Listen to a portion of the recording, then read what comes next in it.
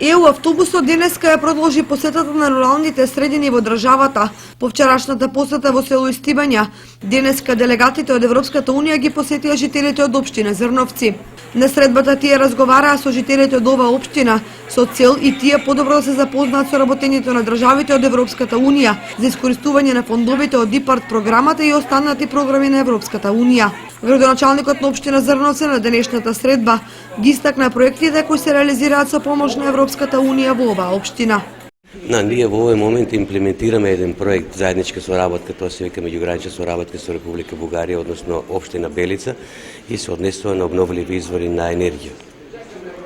Овој проект, се работи овде за 97.000 евра, тоа се заеднички со општина Белица, а проектот треба да заврши во месец ноември.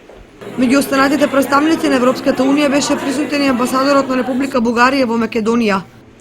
Това, което ми прави впечатление и съм много щастлив. Најголем впечаток мене ми остава радост и подготвеноста на граѓаните да станат дел од Европската унија и ние тоа го поддржуваме. Бугарија веќе 7 години е дел од Европската унија и ние имаме големо и сериозно искуство и сме подготвени тоа искуство да го споделиме со Република Македонија. Нашите позитивни, но и нашите негативни искуства. Така и нашите успехи. На средбата најпрвен делегатите го посетија основното училиште Синиша Стоилов, каде што учениците заедно разговараа и ги проширија знаењата за Европската унија. Ние ја представуваме Англија. На нашиот штанд имаме чајот кој што го пијат таму, кој е зелен чај со млеко. Имаме колачи кои што ги јадат заедно со чајот.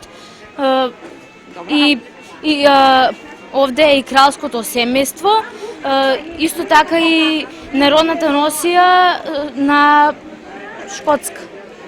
Ние ја представуваме Република Италија како членка на Европската унија. Значи представуваме италијанска храна, италијански знаменитости, познати луѓе и фудбалски клубови. Основната цел за оваа посета е преку ваквите средби да се направи промоција на европските вредности. ЕУ автобусот ќе продолжи да ги посетува и останатите рурални средини од државата, а досега има поминато околу 30 села.